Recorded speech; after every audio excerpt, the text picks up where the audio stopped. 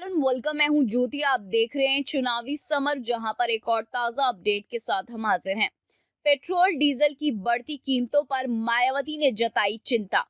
देश में पेट्रोल और डीजल की बढ़ती कीमतों के खिलाफ मायावती ने किया हमलावर रुख कायम।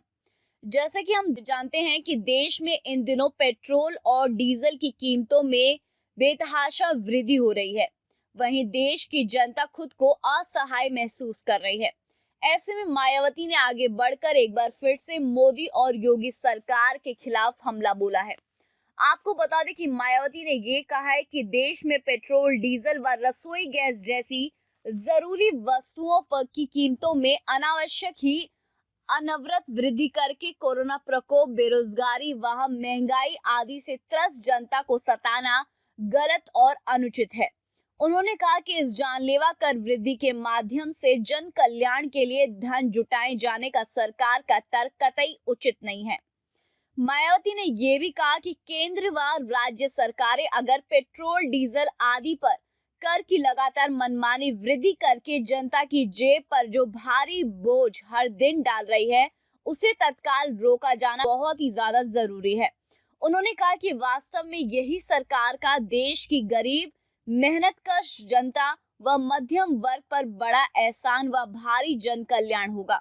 इससे पहले योगी सरकार द्वारा पेश किए गए बजट को बहुजन समाज पार्टी सुप्रीमो मायावती ने अति निराशाजनक बताया है।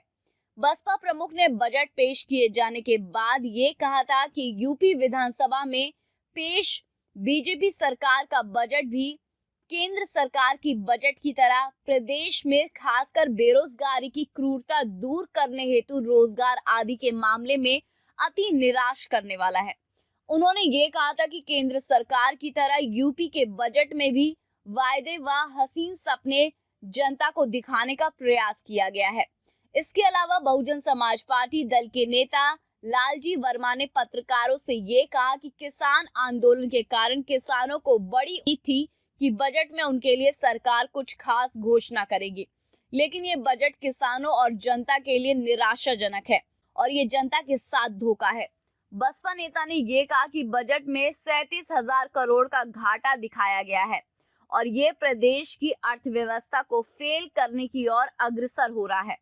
इस तरह मायावती ने मोदी और योगी सरकार दोनों के खिलाफ जोरदार हमला बोला है और उन्होंने साफ साफ ये कहा है कि मोदी और योगी के राज में देश और प्रदेश की जनता को सिर्फ धोखा ही मिला है।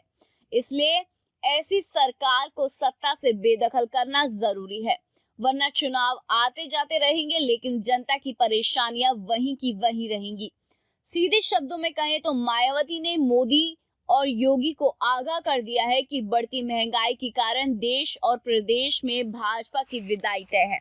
इस पर आपकी जो भी राय है आप प्लीज कमेंट सेक्शन में लिखें। Thank you so much. Keep watching today's for more news.